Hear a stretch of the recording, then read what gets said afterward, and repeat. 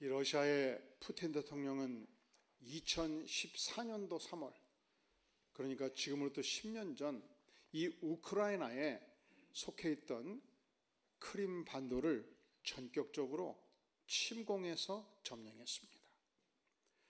그리고 2년 전 22년도 2월 우크라이나 북부 동부를 무력으로 침공을 했습니다. 지금 3년째 전쟁이 진행되는데 수만 명의 살생자가 발생했고 수십만 명의 이제 이주자들이 발생하게 된 것입니다.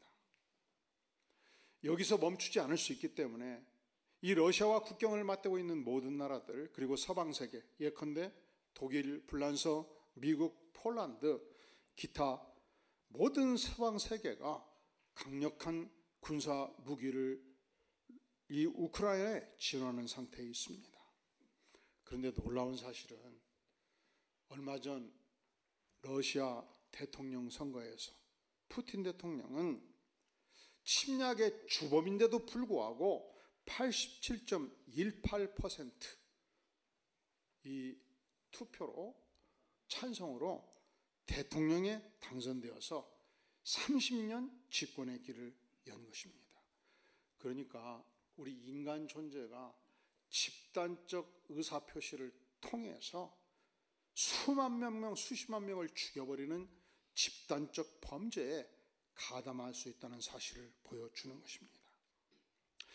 지금도 이 정치학계에서는 2차 대전을 통해서 정상적으로 투표로 집권한 나치 정권이 5천만 명의 살상을 가져온 무서운 이 세계 대전의 고통의 결과를 가져온 것에 대해서 어찌 문명사회에서 이것이 가능한가 논란을 펴고 있습니다.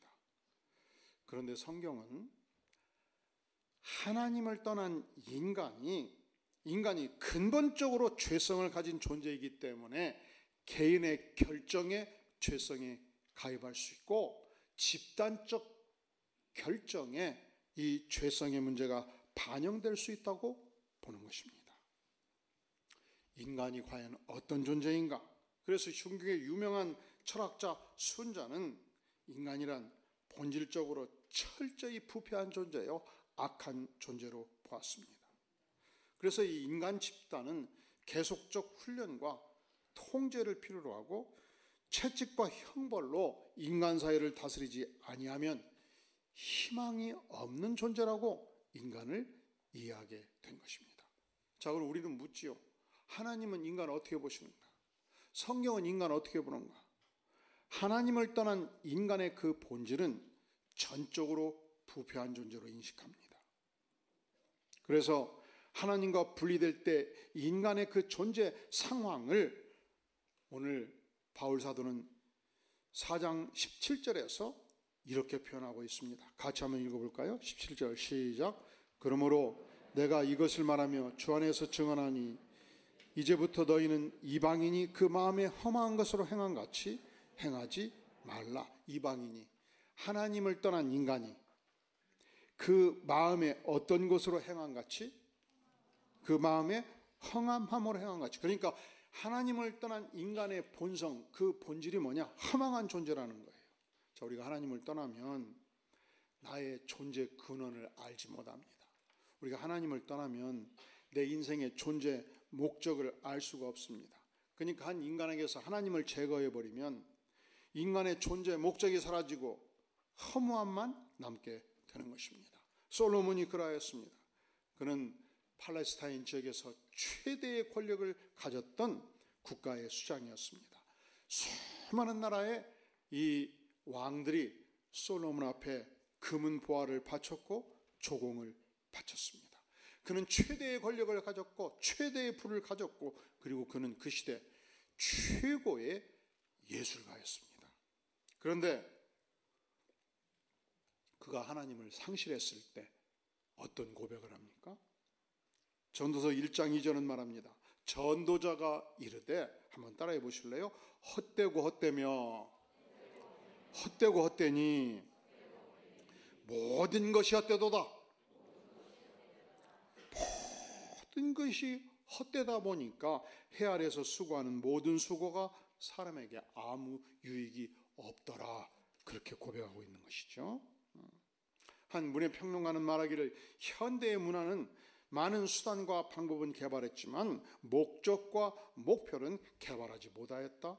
일갈했습니다. 그러니까 현대 문명이 아무리 발전하고 발달한다 한들 그 문명을 위해서는 잘 먹고 잘 사는 길은 알았어요. 잘 먹고 잘 사는 수단과 방법은 개발했어요. 하지만 인간이 존재하는 목적이 무엇인가? 오리무중입니다. 인간이 어느 방향을 향해서 사는 것이 정당한가? 아직 알지 못합니다. 그러니까 현대인의 최대 문제는 무엇이냐? 인간의 진정한 목적을 상실하고 인간의 헛됨을 추구하는 것, 그것이 문제라는 것이죠. 하나님을 떠난 인간의 문제, 그것은 무엇입니까? 자, 우리 18절 말씀 같이 한번 읽어볼까요? 시작.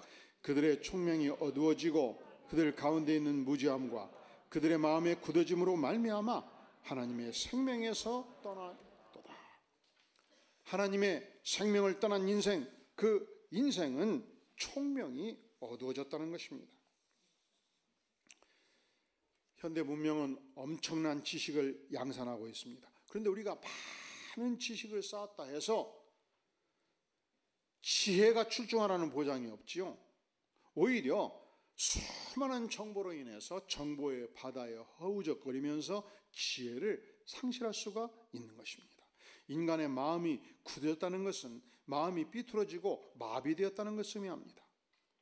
인간이 하나님을 향해서 굳게 닫혀 있습니다. 하나님으로부터 생명의 젖줄을 연결짓지 못하고 그 영혼이 말라 비틀어진다는 것입니다. 우리 주님을 말씀하셨습니다. 나는 포도나무요 너희는 가지니. 이 가지된 인생은 반드시 포도나무 대신 예수님과 연결될 때만이 생명력을 유지할 수가 있을진데, 하나님을 떠난 인생은 생명의 젖줄로부터 끊겼습니다. 하나님을 떠난 인생은 죽음을 경험하게 된 것입니다. 어머니가 태아를 잉태하게 되었습니다. 태아는 어머니로부터 탯줄로 연결받아서 힘차게 심장을 약동하면서 자라가기 시작합니다. 최하의 최대 비극은 탯줄이 끊기는 것이죠. 마찬가지죠. 인생의 최대 비극이 무엇입니까? 하나님의 탯줄로부터 분리되는 것입니다. 네 번째, 하나님을 떠난 인생의 비극이 무엇입니까? 자, 19절 말씀 같이 읽겠습니다. 시작. 그들이 감각 없는 자 되어 자신을 방탕에 방임하여 모든 더러운 것을 욕심으로 행하되. 자, 하나님을 떠난 인생은 감각이 마비되었습니다. 방탕에 방임하였습니다. 욕심에 빠진 것입니다. 여기서 감각이 마비되었다는 것은 그 중풍병자의 현상을 의미해요. 문둥병자가 되면 살이 썩습니다. 살이 몸에서 떨어져 나갑니다. 그런데 전혀 통증을 느끼지 못해요. 마치 그와 같이 하나님을 떠난 인생은 영적인 상태가, 정신적인 상태가 마치 문둥병자가 살점이 떨어져 나가도 고통을 못 느끼듯이 영적으로 병이 들고 정신적으로 병이 들어도 감각이 마비되어서 살점이 떨어져 나가도 그 고통을 감지하지 못한다는 것입니다. 유명한 기독교 철학자였던 프란시스 셰퍼 박사는 말하기를 현대인의 가장 큰 불행은 절대 정신을 상실하는 것이다. 이것이 현대인의 가장 무서운 타락이다 일가를 했습니다. 우리가 비록 구원받은 성도라 할지라도 하나님과 교제가 끊기면, 하나님의 말씀을 공급받지 못하면, 하나님과의 관계가 형식적이 되면 타락한 본성을 가질 수밖에 없습니다. 우리 인생이 타락하면 마귀의 유혹을 받습니다. 영적으로 빈곤해집니다. 그 심령이 세상적이 되고 물질적이 됩니다. 그래서 죄를 알면서 죄를 짓습니다. 살인이 나쁜 줄 알면서 살인의 의욕을 갖고, 미움이 나쁜 줄 알면서 미워함을 갖습니다. 온갖 더러운 것에 취하기 쉽습니다. 이 죄악의 쓰느미의 상태에서 우리가 허우적이는 인생이 되는 것입니다. 마치 브레이크가 고장난 자동차를 운전하는 인생과 유사합니다. 사랑하는 성도 여러분, 내가 운전을 하는데 이 브레이크가 고장이 나버리면 어떻게 됩니까? 아무리 정신을 똑바로 차리고 운전을 하려도 운전을 할 수가 없어요. 마치 이와 같이 죄악이 내 인생을 삼켜버리게 되는 것입니다.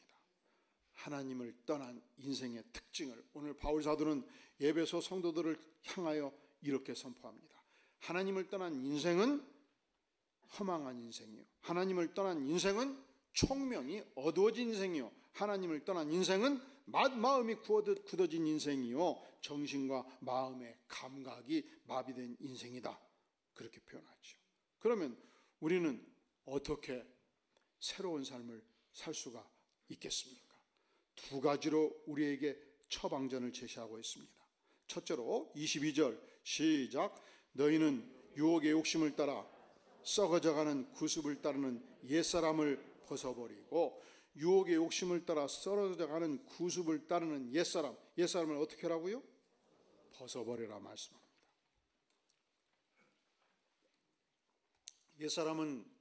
옛사람은 우리가 예수 그리스도를 믿기 이전의 마음의 사람입니다.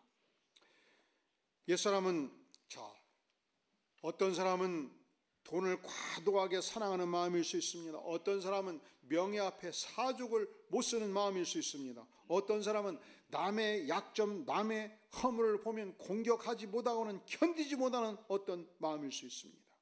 언젠가 A 집사님이 면담을 요청했습니다. 한 2달 우리 교회를 쉬었거든요. 그런데 만나서 목사님 기뻐하십시오. 드디어 제가 이 교회를 나오기로 결정했습니다.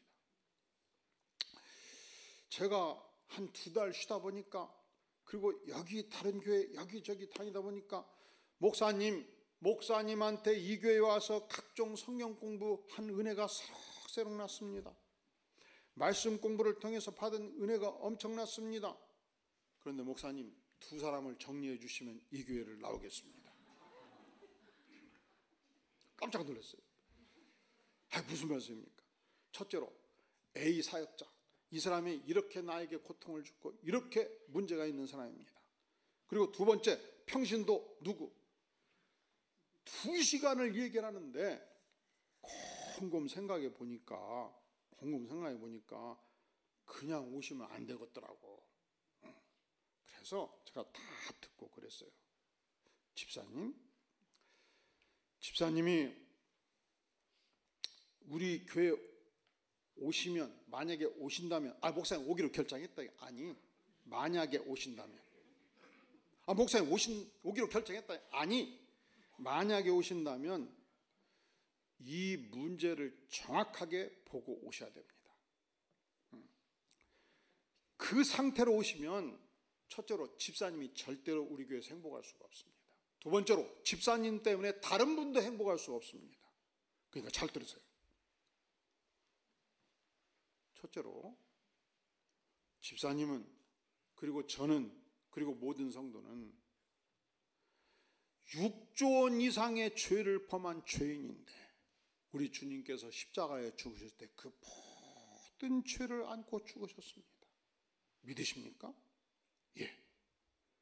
그리고 지금 집사님한테 고통을 준 분들은 10원의 죄를 범했다는 것 같은데, 이 10원의 죄를 범한 분들을 충분히 용서해가지고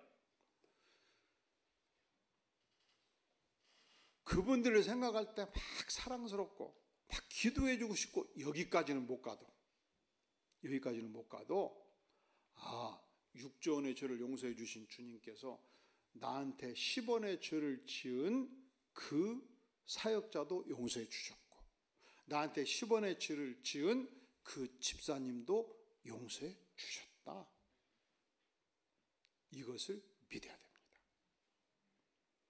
그리고 다시는 저 앞에서, 다른 성도들 앞에서 이 두 분을 공격하시면 안 됩니다. 그러면 첫째로 집사님이 우리 교회 가지고 엄청 불행해집니다. 두 번째로 집사님 때문에 다른 성도들도 불행해집니다. 목사님 내가 여기 오기로 결정했다니까요. 목사님 오지 말라는 거요? 그래서 집사님 그 얘기가 아니고 다시 똑같은 설명을 시작했습니다. 또 한번 해볼까요? 근데 목사님이 사람을 못 오게 만듭니까? 집사님 다시 말씀드리겠습니다. 3번을 설명을 했어요. 제가 잘했어요? 잘못했어요? 왜냐하면 이 교회는 앞으로 50년 후, 100년 후, 1000년 후 이 교회에 와서 신앙생활 하는 분들이 행복 오셔야 되거든. 은혜 받아야 되거든. 그러니까 70억의 인구가 다 안디옥교회 올 필요가 없어요. 이 안디옥교회 오시는 분들은 첫째로 예수 십자가로 구원받고 은혜 받은 분들이 오셔야 돼요.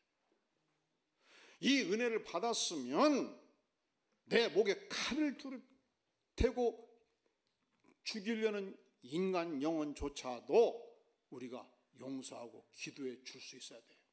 그런데 한청 그 원수를 위해서 기도를 많이 하다 보니까 그 원수를 생각하면 막 가슴이 뛰고 막 사랑이 넘치고 막 자다가 어디 일어나서 그분을 위해서 막 기도해 줄 정도까지는 못 가도, 거기까지는 못 가도 그분의 죄도 용서해 주셨다. 따라해 볼까요? 그분의 죄도 용서해 주셨다. 그럴 때 꼭 그 자식의 죄도 용서해 주셨다. 이렇게 꼭 막 미움이 나오면 안 돼요. 응? 그분의 죄도 용서해 주셨다. 한때 한국교회에 풍미했던 아주 강력한 복음 증거자 하용조 목사님을 기억할 것입니다. 그분은 어린 시절 아버지가 이북에서 월남하셔가지고 목포에 자리를 잡은 장로님이셨습니다. 근데 청소년 시절 크리스마스가 되면 아버지가 아주 예쁜 새 옷을 맞춰주셨습니다. 신발도 새 것으로, 양말도 새 것으로. 그러면 크리스마스가 그리워지지 않겠습니까? 이제 12월 24일이 되면 전교인이 7시에 교회에서 예배를 드리지요. 그러면 8시부터 새벽 3시, 4시까지 기도회도 하고 윷놀이도 하고 교회에서 밤을 새요. 4시 딱 되면 이제 3조, 4조 나눠가지고 목포 시내를 다니면서, 그때는 안 믿는 사람도 띵동하면 문을 열어줘서 그 새벽에 그러면 캐롤송을 불러주면 좋아했어요. 그리고 옆집에서 왜 새벽부터 시끄럽게 하느냐 민원이 들어오지도 않았어요. 열심히 이제 캐롤송을 부르면서 이제 동네 방네를 다니는데, 같이 가다가 어두웠기 때문에 삐끗 했는데 그냥 쑥 물구덩이로 빠져버린 거예요. 목까지 들어가 버린 거예요. 아주 고약한 냄새가 나는데 그게 무슨 냄새냐? 변 냄새. 이게 어디에 빠져버린 거예요? 어디에 빠져버린 거예요? 똥통에 빠져버린 거예요. 좀 이쁘게 표현해서 분뇨통에 빠진 거예요. 주변에서 서너 사람이 끄집어냈어요. 그러면 하용조 청소년은 끝까지 그날 새벽에 캐롤송하고 다녀야 되겠습니까? 즉시 집으로 복귀해야 되겠습니까? 오늘날 교회에서 분유통에 빠져나와가지고 새 옷도 갈아입지 않고 주일날도 교회 오고 동네 복내 다니고 있으면 세상 사람들이 볼 때 얼마나 우리를 향해서 손가락질 하겠습니까? 마땅하지요. 즉시 집으로 복귀를 해야지요. 그리고 분유통에 빠진 냄새나는 옷을 즉각 벗어 던져야지요. 그리고 샤워를 2번, 3번, 머리도 서너 번 감아가지고 완전히 떼꾸정물, 이 똥똥에 빠진 몸을 깨끗이 씻고 또 씻어야 되지 않겠습니까? 그것이 우리가 옛사람을 벗는 방법입니다. 자, 다시 한번 22절 같이 읽어볼까요? 시작. 너희는 유혹의 욕심을 따라 써져가는 구습을 따르는 옛사람을 벗어버리고 과감하게 벗어 던지라는 것입니다. 두 번째, 벗었으면 이제 입어야 되지 않겠습니까? 무엇을 입어야 되겠습니까? 23절 시작. 오직 너희의 심령이 새롭게 되어 하나님을 따라 의와 진리의 거룩함으로 지으심을 받은 새 사람을 입으라. 무엇을 입으라고요? 새 사람을 입으라 말씀합니다. 우리가 옛사람을 벗고 예수 그리스도로 새 사람을 입는 것은 언약 백성이 살아가는 유일한 삶의 방식입니다. 예수님께서 십자가에 죽으실 때 우리의 모든 죄성과 옛사람은 죽었습니다. 예수 그리스도 죽음을 뚫고 부활하시고 우리의 심령 안에 오실 때 우리는 예수 그리스도와 함께 영원히 함께 사는 부활의 백성이 된 것입니다. 그런즉 우리가 예수님을 영접하고 예수님을 따를 때 우리는 어떤 존재인가? 누구든지 그리스도 안에 있으면 새로운 피조물이라 이전 것은 지나갔으니 보라 새 것이 되었다. 이전에 옛사람은 이미 지나갔고 벗어 던졌고 이제 새것 예수 그리스도로 새 사람을 입게 된 것입니다.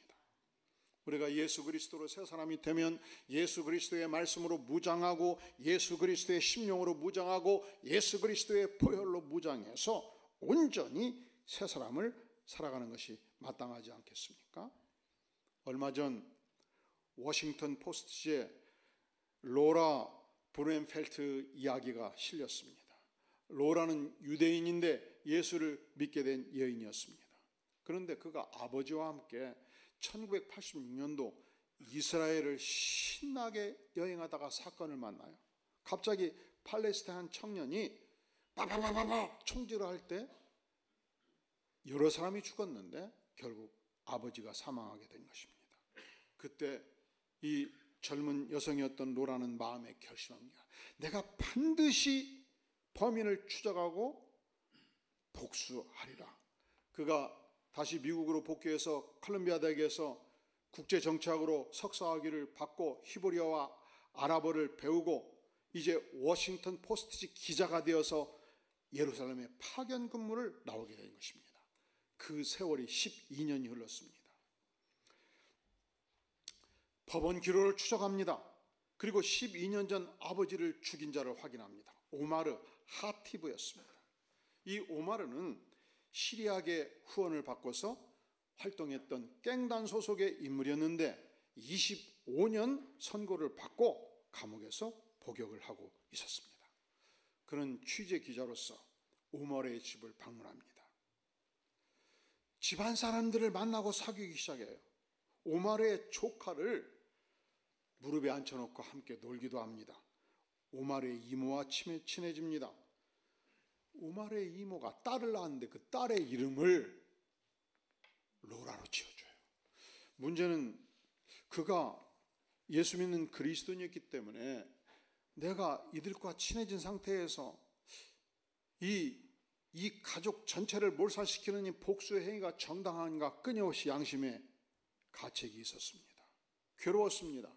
그리고 어느 날 성경을 읽다가 하나님의 음성을 듣습니다. 로라야, 진정한 복수는 원수가 죄를 회개하도록 돕는 것이다. 물리적인 복수는 동물적 본능일 뿐이다. 너의 죄를 위해서 십자가에 죽기까지 하신 그리스도의 은혜를 묵상하라. 그리고 13년이 지났을 때 1999년도 로나는 감옥으로 오마르를 말하자면 신방을 하게 된 것입니다. 자기 아버지를 죽인 범인을 면회하고 이렇게 고백합니다. 내가 13년 전 당신이 죽인 자의 딸입니다. 내가 당신을 이렇게 복수하려고 생각했는데 예수님께서 나에게 용서하라 명령하셨고 또한 이 예수님의 명령을 따라 제가 당신을 용서하기로 작정합니다. 그리고 이스라엘 재판부에 오마르의 이 죄가를 감형시켜달라고 청원서를 제출하게 됩니다. 그 청원서에 이런 내용이 있어요. 나의 아버지를 죽인 오마르를 용서하기로 작정합니다. 그를 선처해 주시기를 부탁드립니다. 이것이 내가 오마르에게 보여줄 수 있는 최선의 복수입니다. 자, 오늘 우리 주님께서는 인간이 본래, 하나님을 떠난 인간이 본래 어떤 존재라고 말씀합니까? 천적으로 그 본성이 부패한 존재라 말씀합니다. 허망한 존재요, 하나님의 생명에서 떠난 존재라고 말씀합니다. 우리가 하나님을 만날 때, 그 십자가의 은혜를 깨우칠 때 우리는 과감하게 옛사람을 벗어 던지고 예수 그리스도의 옷으로, 예수 그리스도의 은혜로 덧입는 언약 백성이 되었다 말씀하지 않습니까? 그렇다면 이제 우리는 마지막 질문 앞에 서게 되는 것입니다. 당신은 온전히 옛사람의 옷을 벗어 던지셨습니까? 그리고 당신은 예수 그리스도로 온전히 새 사람의 옷을 입으셨습니까? 기도합니다. 영광의 주님, 본성이 부패한 존재요, 감히 하나님 앞에 설 수 없는 존재였지만 십자가의 은혜로 용서하시며 받아주시며 구원의 은총을 베풀어 주시니 감사합니다. 이제 예수 그리스도의 새 옷으로 온전히 입고 주님을 섬기는 영광의 백성의 삶을 살기를 구하오니 날마다 우리에게 말씀하시며 날마다 우리에게 은총을 베풀어 주시옵소서. 예수님의 이름으로 간절히 기도하옵나이다.